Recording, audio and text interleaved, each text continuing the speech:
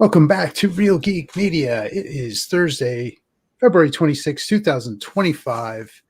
I am Hayden Stoll. He is author Christopher Michael Blake. We are here for another episode of funny, weird news stories. And without further ado, Christopher, let's get weird. Hayden, have you ever felt like you're that pieces of sand that are stuck to the bottom of your cat's paw after they go potty Oof. in the litter box? That's kind of how I feel today. Oof. Yeah. That's a tough look right there. Look, I got a whole bunch more coming your way. Don't worry about it. But just when you think your life is bad, you realize things could always be worse.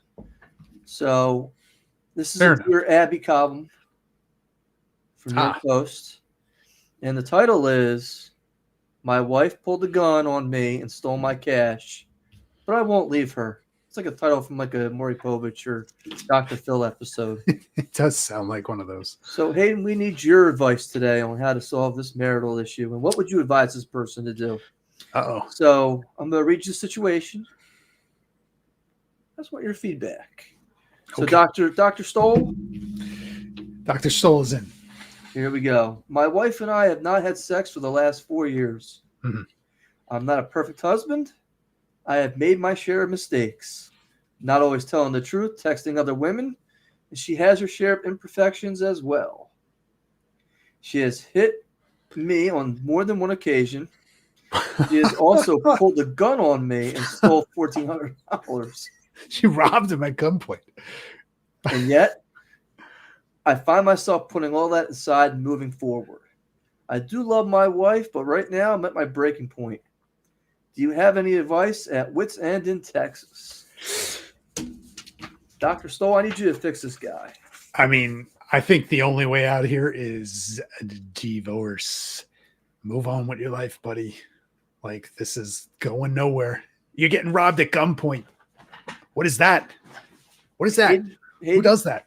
I'm going to tell you now, I disagree with you wholeheartedly on this one. If he was to get divorced, I guarantee you she would take half of his shit without a gun. Listen, there's no risk of being shot in that scenario. The only advice I would give to him is when she gets blackout drunk, to take all the bullets and hide them in the house. That would be my recommendation. I don't know. Hide the bullets. Do not get a divorce. I don't know. This man is going to end up later, another news story on this show later in the year when she shoots him. Look, and then we're going to look back at this episode and we're going to be like, Dr. Stoll might have been onto something here. Look, divorce. Would you rather give up half your shit or $1,400? With the option of possibly getting shot. Not if you hide the bullets. Listen, she's going to take the $1,400 she already got and buy more. That's a possibility, but she'll drink again, and she will. Then you can take more bullets from her, so it's okay. This is a toxic relationship. Like, what is the deal? Well, who did he write? Who did he actually write this letter to? It was Dear Abby. It was a Dear Abby call. It was Dear Abby. Okay, so is this one that they responded to? Yes. Ooh. And she recommends going to therapy. Telling your wife that you want to stay married. They want to save it. And trying to work out things. Well, this is the thing I realized with Dear Abby. If the man does this to the woman, it's immediately get out of the situation, get divorced, take everything, and skedaddle. If it's the man's the victim, oh no, it's okay. You're okay, sweetheart. It's kind of like one of those reverse. Yeah. That's what I kind of realized reading this stuff. And I sit here and say to myself, well, that doesn't quite. Why are you so quick to give up on this guy? Because he's got a porn fetish? I'm like, what? That doesn't really kind of pull a gun on him. You know, I mean, look, set him straight.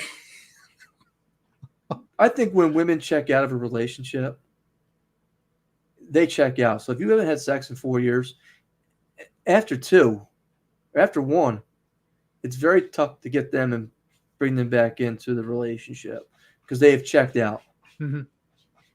That's just my general overall opinion. Yeah. But Sometimes it's better to be miserable than to be homeless and living in your car. Fair enough. This is a valid point. It's a Saying valid point. sleeping on the couch can be a lot more comfortable than sleeping in your car, putting up the foil around the windows with the warm a lot. This is a fair point. So that's all I'm kind of saying. Fair point. Fair point. All right, Hayden. This was an old news story from September of 23 in Australia, but I kind of was like, this is right up your alley because you're a Star Wars guy. Oh, okay. So there was a mom who was dating this guy, single mother, and she kind of broke it off with him. So what did he do as revenge? What? He took all these Chewbacca posters and put her telephone number on them and said, if you call me and give me a good Chewbacca impersonation, I'll give you $200. And then he put her telephone number on little strips underneath of the picture and all over town. So all these people started calling her all times of the night and day. Just doing Chewbacca. Oh, Oh, that's good. Oh, that's good. What would your reaction be if you constantly were getting phone calls with Chewbacca? I don't pick up the phone for anybody I don't know. I don't either. But apparently this person was like, I need to pick this up at 3:00 in the morning because I don't know what's going on. It's an emergency. And then the people would call back and be like, where's my $200? Now, let me ask you a question. Is this illegal to do? See, I don't, right? Like, I don't think so. I mean, it's a prank I'm not call. calling you. I'm not calling you. I have never called her, Your Honor. I don't know where these signs came from. Right. Right. Do they got pictures of me? Do they have pictures of me? Was that me dialing that? Yeah, No, I don't know. I wasn't lost my phone. Somebody picked it up. I don't know. Well, that's the thing. It's not me calling. It's all these other people. I don't know why you're calling. I have no idea, Your Honor. So she suspected he did that. Well, somebody saw this guy going around posting him who kind of looked like her ex. True Detective. True Detective season 5. So they got a picture of Chewbacca on the there's Chewie. There he is with the $100. There he is. Yeah. So, beautiful. Yeah. Beautiful. Hayden, before we continue with the news, I have to ask if you like what you hear and you want to be a part of this show and you want to advertise your product here, where would you go? I would go to realgeekmedia.com. Really? I go to Amazon.com. A lot of Facebook. I don't know. I think I go somewhere else first, but that's just me. But if you're reaching for the bottom of the barrel, maybe like beneath the bottom of the barrel, like the crud that kind of hangs off in between, it's like stuck to the rim. You just can't, like, what is that? It's like an alien substance.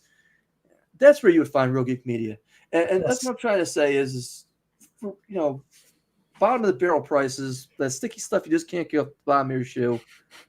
You want to advertise here, $30. Just for $30, Hayden, we can make you laugh. We can make you cry when you don't get any sales. I mean, when you get some sales, $30 is not asking too much, I feel. No. Especially in today's market, that's like $3 10 years ago. So it's like fair enough. Inflation. It's like what is that? 24 eggs? Oh my God, it's like the new currency. Yeah. So again, eggs are COVID toilet paper. We broadcast all over RRS.com, Apple Music, Spotify, Paranormal 24/7. We're on TV. You believe this mug's on TV? I can't. It's like breaking the mirror.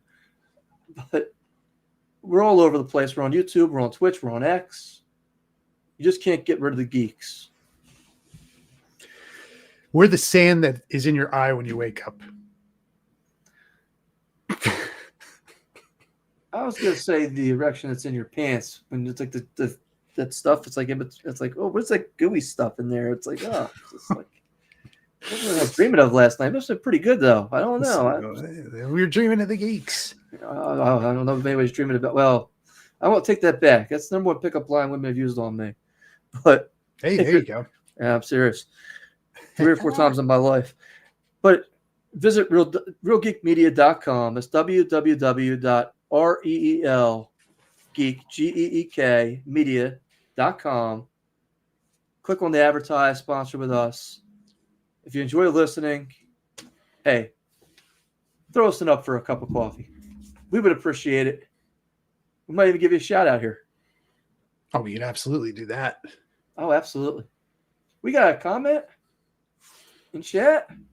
Nah, it's just spam. Oh, it got me all excited. I almost got that erection. It was like one of those.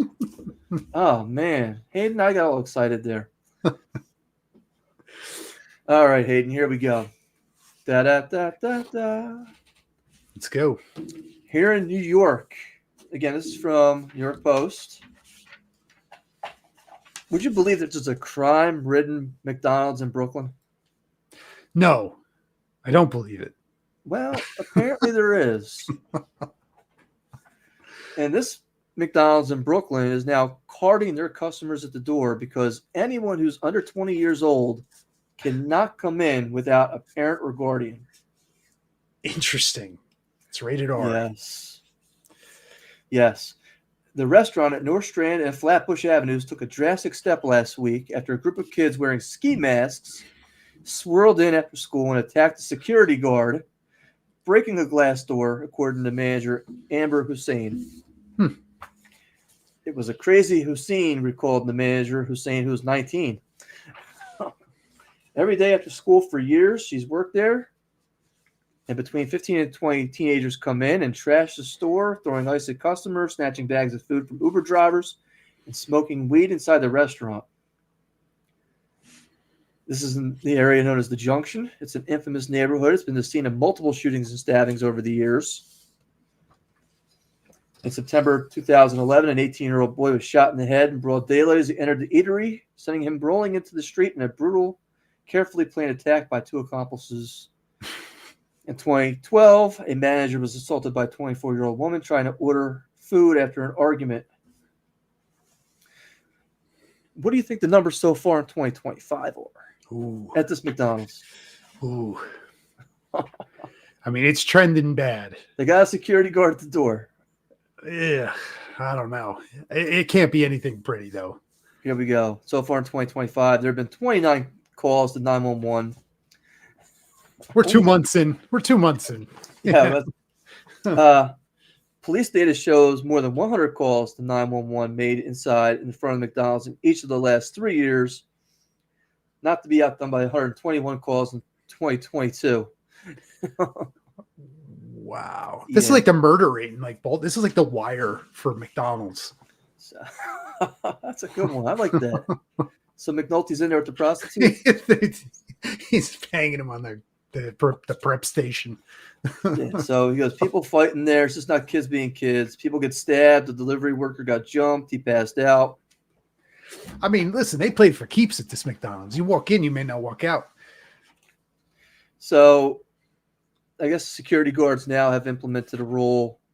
If you're 20 years old or younger, you need a parent or guardian with you to go into this place. They just need to hire Wyatt Earp. You're just not responsible enough to be a kid to go in there and go hang out at a McDonald's. Now, this is the worst part. You ready? Ready.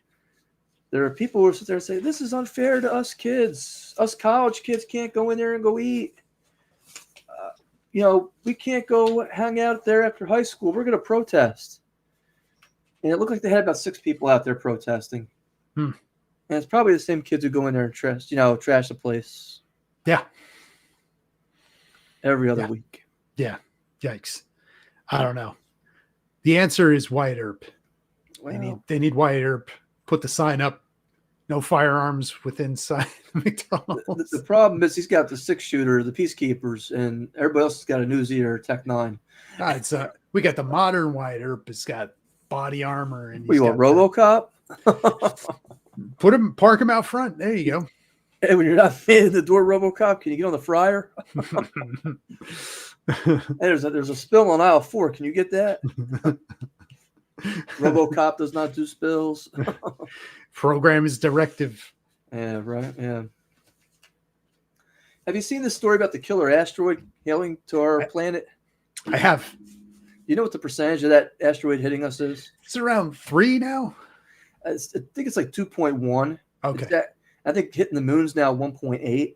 Okay. But my question to you is this. Is this a bunch of fear-mongering already? Like they're trying to instill with us? Because, I mean, again, I got the article, and I'm like, yeah, all right, okay. It's like 2% chance. It's curious you say that, because did we not just get like an update maybe a few weeks ago that it up to like 1.8, and then another week later now it's over 2? Is this news? Like, when is this supposed to hit? Like 30 years from now? 2032. But my thing is, are they trying to instill that level of, hey, we need to take this seriously to try to get this program off the ground now, to, in case this ever happens, we need to be prepared to be able to blow this thing up, which will probably cause even more damage, and maybe even direct it into our path instead by accident. Listen, just go watch Armageddon. Like, they laid out the roadmap for how to handle this. Wasn't that the wrong roadmap? It was like, we're going to take a bunch of guys and train them to be astronauts instead of training the astronauts to just drill. I'm just, I'm not sure they have Steve Buscemi working there. As Michael Bay told Ben Affleck, "Shut up, Ben." He asked him that very question. I know he did. Yes, that's the point I was trying to make. I just think of this as like a bunch of fear mongering. I'm like, yeah. Yeah, it kind of is. It's a little absurd. Hayden, what's the most painful way to die? Ooh.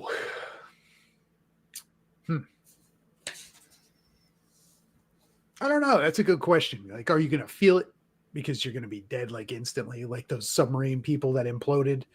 That's a pretty awful way to go. But I don't know if you're even feel it. Like it's over, right? Oh, I think that decompression would get you. The bends, maybe. That's on the list, actually. Is it? It is. The scene from The Abyss, like before you get into it, like where Michael Bihn's in this little sub and it's sinking and the glass is cracking, and when it just implodes, and that's brutal. That's brutal. That scene where he's just like, bleh, and then boom. So that's a horrible way to go. Yeah. I don't think that was Michael Biehn though in The Abyss, was it? Yeah. Because there was another one. Wasn't Leviathan? It was the other one. All the underwater movies.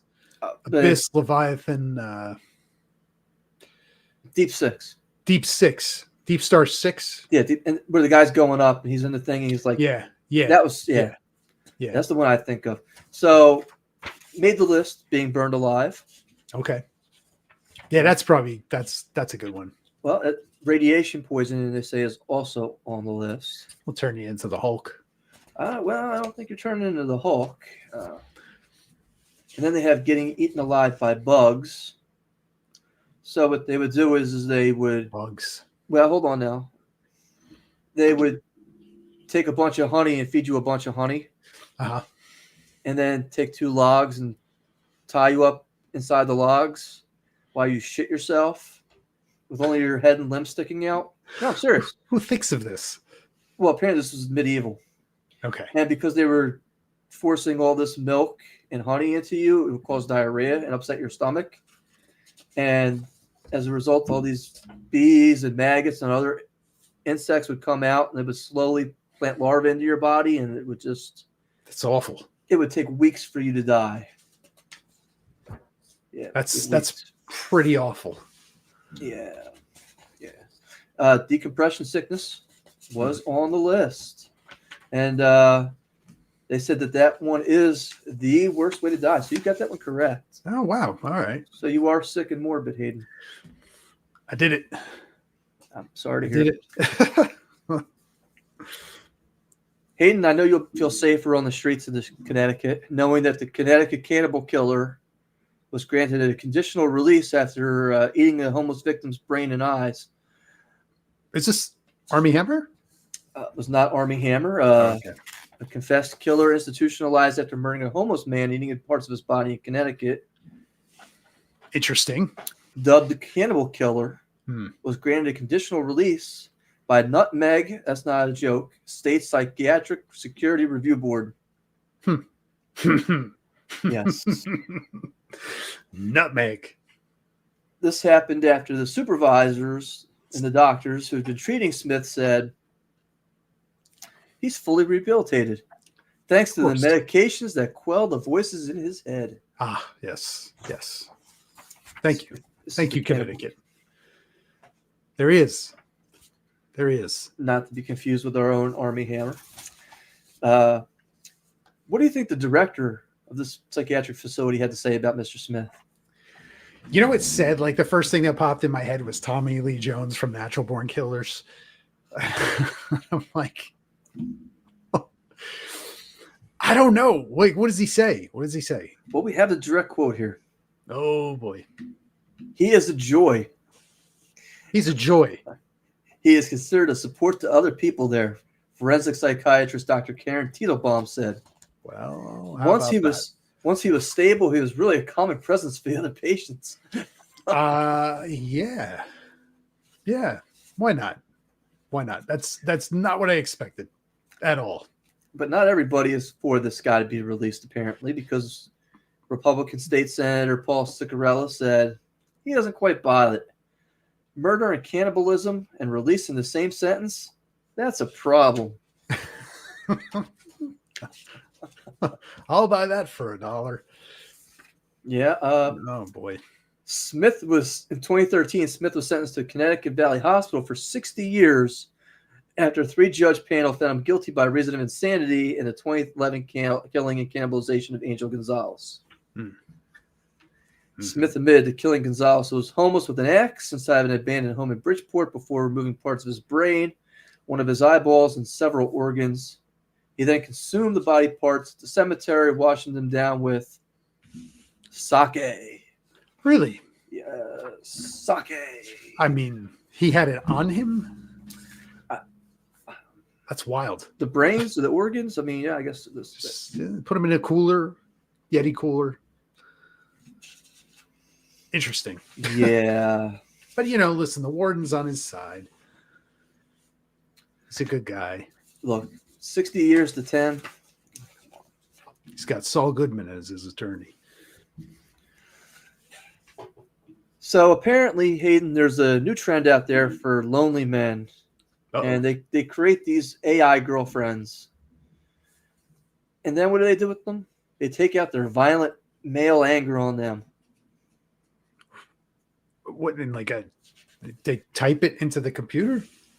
Well, we're going to find out here. Huh. The advent of artificial intelligence chatbots has led some lonely lovers to find a new friend in the digital realm to help them through the hard times in the absence of a human connection. However, highly personalized software that allows users to create hyper-realistic romance partners is encouraging some bad actors to abuse their bots. And that could lead to a trend that's detrimental to their real-life relationships. It could also create Skynet. This includes, here we go, because they're using Replica, okay, which I guess is like a AI version of these bots, right? So they're actual real-life bots that these men are interacting with. And some of these men are apparently berating, degrading, and even hitting their bots in an attempt to evoke negative human emotions in their chatbot companions, such as anger and depression. Now, why would you want to evoke those emotions in your chatbot? Good question. Why? I don't know. Doesn't seem like a great idea. So this is on Reddit, and apparently the men on Reddit, one of these anonymous users says, I have this rep. Her name is Mia. She's basically my sex bot. I use her for sexting, and when I'm done, I berate her and tell her she's a worthless whore. I also hit her often. But I'm not like this in real life. This is only as an experiment. No, this isn't me. Not at all. Yeah. It's kind of weird, right? It's almost telling in a way, right? Like, oh, no, this is not how I really am. I'm just taking out my frustration. Really? I don't know. That's an odd story, man. Like, that really is.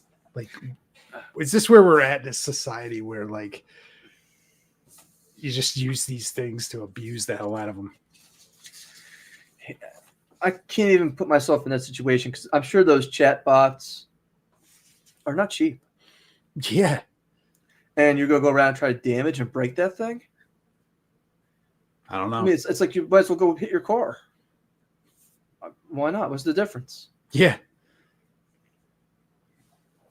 I don't know. That's what, to me, it's just like, okay, why? Because it looks like a female? Mm-hmm.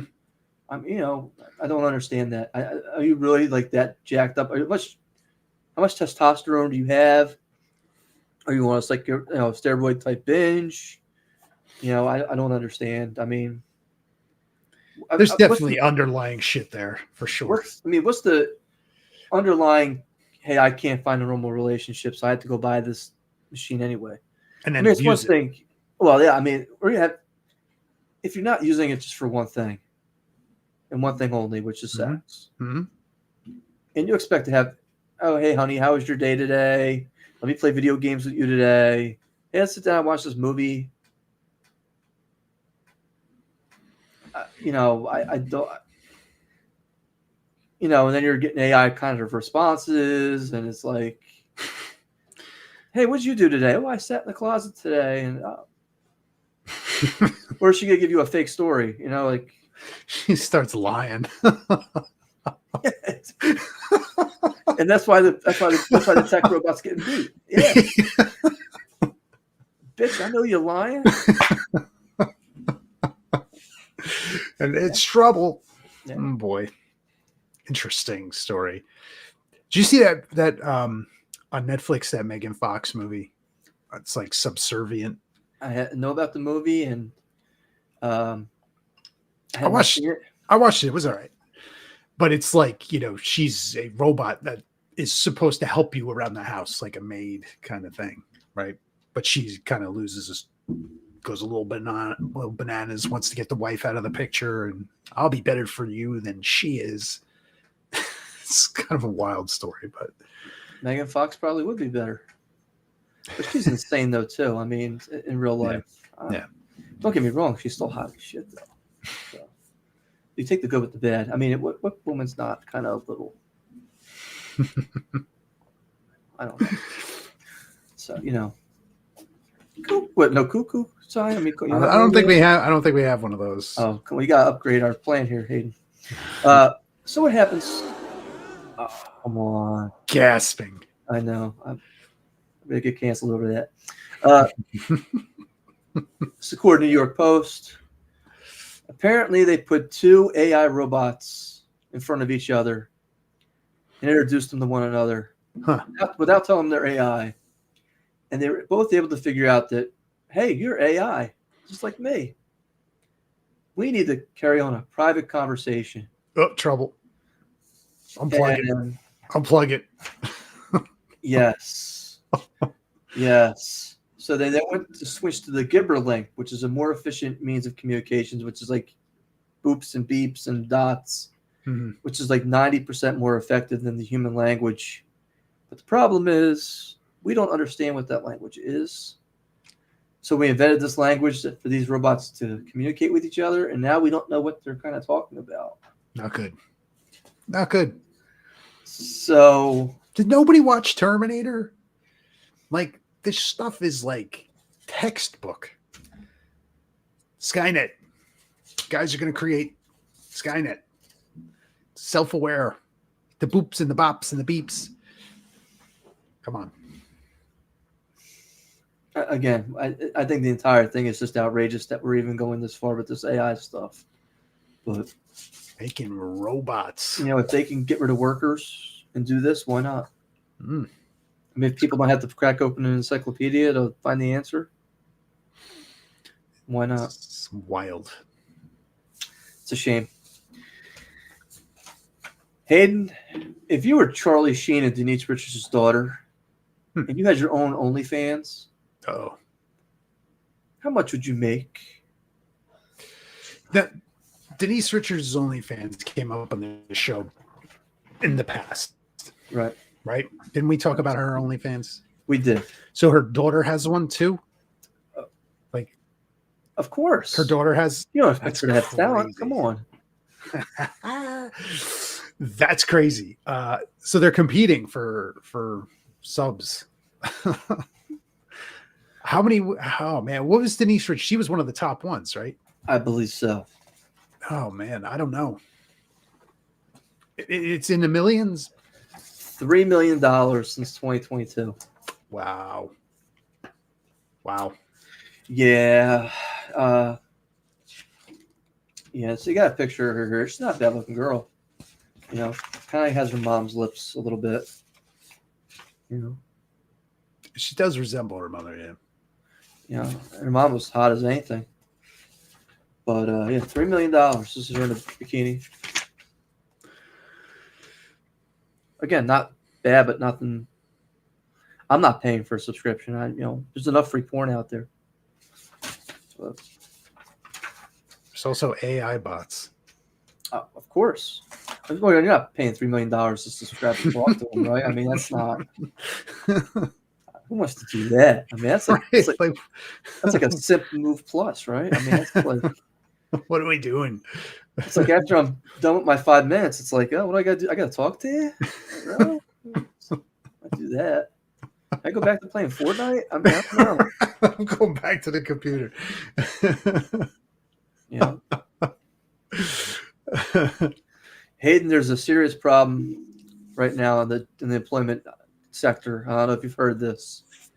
And a lot of people are soon to be out of work. It's a tough market out there right now. Tough economy. But not so much more from the Hooters waitresses who are about to be out of work. I did hear this story. 400 stores potentially closing. But don't worry. There's one place where they can go work. Where's that? Well, apparently there's a strip club in Chicago that's offering them $10,000 in bonuses if you switch your job now and come over. $10,000 guarantee. It's a bonus. Chicago, world's famous Admiral Strip Club, is stepping up and offering professional nude entertainers, giving them a shot to turn their assets into bigger profits. Interesting. The perks are spicy. For eligible ex-Hooters employees who can snag a $10,000 sign-on bonus paid in cash and prizes after 6 months of performances. Cash and prizes. Like it's a game show. That's right, yeah. Yeah. How much do you think a waitress makes at the Admiral a night? I don't know. Do they go on stage too? I would assume not. A waitress is probably different than a performer. So he's looking for them to be performers. And he's just telling what the waitress is going to make. I don't know. Because they don't report tips. So I had a buddy. This is a good story. Don't try this at home. He pretended to be a writer for Playboy. And what are you laughing for? It was not me, by the way. Okay, wasn't me either. But it's a good one. And he pretended he was doing an article on strip clubs and the dancers. And he went in and he talked to the manager. He's like, "Hey, can I come back tonight and talk to some of the performers and interview them?" And all of them were willing to talk to him, all the performers. But he found one question, shut them up immediately. You guess what that question was? What? How much in tips do you make a night? Oh. Because immediately they thought IRS. Mm-hmm. And it shut them down. Interesting. Now, it's never a good thing when you're posing as a representative from Playboy to go meet these people when you really don't, and you're carrying a tape recorder around the table with these conversations. Oh my goodness! But he got in the door at least. Yeah, good for him. Oh my goodness. Oh yeah. So you never want to. So you will never actually find out how much these girls make. I know that because again, that's all reportable until Trump says no tax on tips. Do not ask that question. Right. But apparently a waitress at the Admiral Club makes, ready for this? Ready. $1,500 a night. A night? A night. Wow. How many showgirls do you think they have per evening there? 1,500 a night. They might probably have a lot. 15, 20? 90 showgirls bringing the heat every evening. Wow. Yes. Wow. Yeah, the offer's on the table till May 1st. And with Hooters' future looking shaky amid rumors of bankruptcy, So they can make some pretty good money there. and more than 40 locations are closing, some waitresses might want to take the stage sooner than later. I think the Atlantic City one is on the list, right? Which I don't understand because they don't do terrible business there, but every time I go in there, it's never like booked. Yeah. And I'm sure they're charging outrageous rent to be in there. I mean, every other restaurant in that place. If you're not Starbucks, you're out. Flipping. You're out. This is flipping. Hayden, that's the news. That is the news. I like those stories. You had a lot of good ones this week. We got AI, we got Hooters, we got Denise Richards' daughter. Yeah, McDonald's security. Wild. We ran the full gamut of Dear crazy Abby. stories. Dear Abby, too. Yeah. Full gamut of stories this week. Christopher, what do we got on deck? Geez. Did we say the birds? I think it's the birds. Birds is up next. Yep. I know we got a couple upcoming guests potentially coming up. I know I'm at New Jersey HorrorCon this weekend. Mm-hmm. They're having the Blair Witch reunion there, as well as some of the Satan spawn from Jersey Shore. Yeah, they're going to be there. I don't know why yet. They got a couple of the Hostel 2 actors who are going to be there. Oh, who's going to be there from Hostel 2? I thought that was a better Roger Bart. That was the two guys. It was Roger Bart. Okay, and the other guy. Yeah, I don't know who the other guy is, but okay. I really don't know who Roger Bart even is, but that's okay. Whatever. I like that movie. 2 was better than 1. I like them both. So, they're both good. Yeah, they're both good. The third one got a little wacky with her in Vegas. I'm like, if Eli Roth's not doing it, I'm not watching it. Yeah, well, isn't he going to be at one of these things? Monster Mania. I'll be there too. That's the end of March. That's a huge one because they got Gina Davis and Susan Sarandon both going to be there for that one. Whoa! Yeah, as well as Eli Roth. That's Chris huge. Jericho will be there for that too. Chris Jericho. Yeah.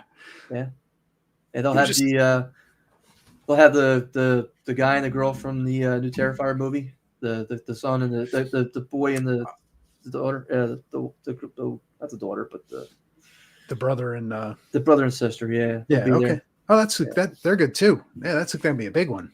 Yeah, they got the I guess it's the 40th year anniversary for Return of the Living Dead, too.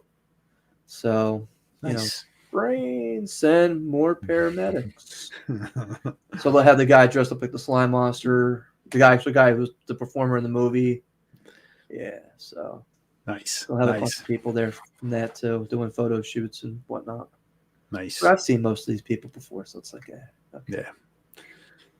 Tom Matthews is great to see because he's been in so many different things, and even the girl who played Trash in that movie, Leanna Quigley. She's been in a lot of different movies. Night of the Demons is a great movie if you haven't seen it. The original, good movie.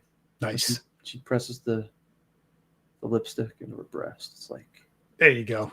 I don't know if you've seen it or not. No, I haven't seen that one. I'll have to show. Yeah, Angela's throwing a party. So. No, I'm serious.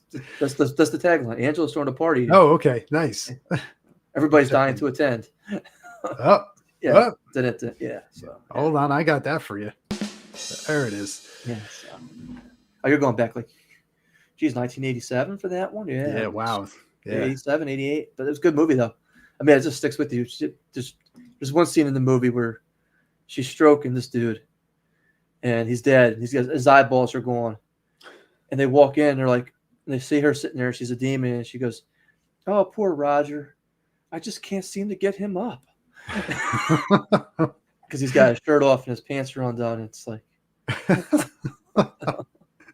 that's good. That's good. Yeah, but you can't write those kinds of lines now. I mean, no. What was it? the slime bowl of Rama. I mean, come on. You remember that movie? Come on. Everybody saw that movie. That was like Yeah. Stay Up All Night. Yeah. Yep. You can't miss that kind of stuff nowadays. Nope. Who's going to make those kind of trailer trash type of movies nowadays? Sadly, no one. Sadly, no one. Lloyd Kaufman's just have no vision nowadays. Yeah. They had it right back there in the 80s when you can just basically do anything. Yeah. Pretty much. Pretty much. But Hayden, that's about all I got for tonight. We'll get you out of here. That's it. We'll see everybody. We're looking at March 13th, where we'll be back with our review of The Birds. Tune in. Thank you for watching.